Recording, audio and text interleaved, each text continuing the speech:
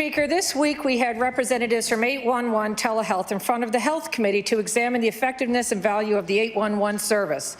This is a service that Nova Scotians can use to speak to a registered nurse for non-emergency conditions, and in some cases individuals are redirected to the emergency department.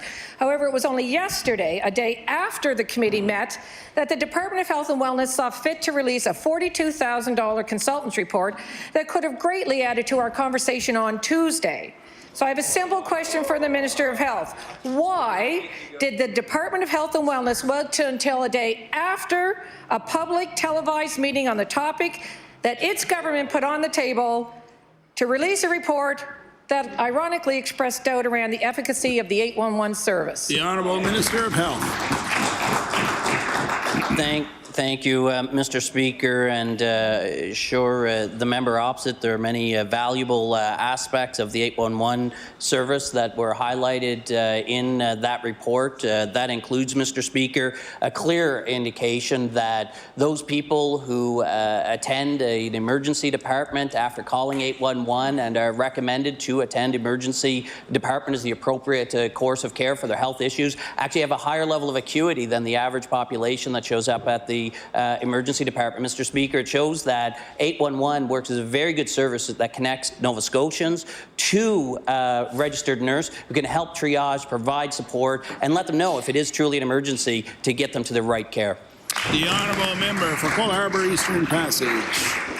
Well, to use the Premier's word of the day, the reality of it, Mr. Speaker, is that this government clearly doesn't want the public to know what was in that report, and I'm not sure the minister knows what was in that report, because I will quote from the report, and I'll table it as well, from CBC News.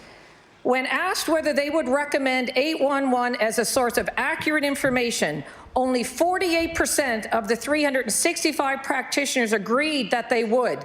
When it came to the doctors, roughly 60% of them said they would not. Nearly 80% of physicians and 60% of paramedics disagreed that they would recommend this service as an accurate source of information. So I'll ask the minister, does he agree with what was reported in the news? Is that what the report says? And will the minister table that report so that we can actually have a look at it? The Honourable Minister of Health.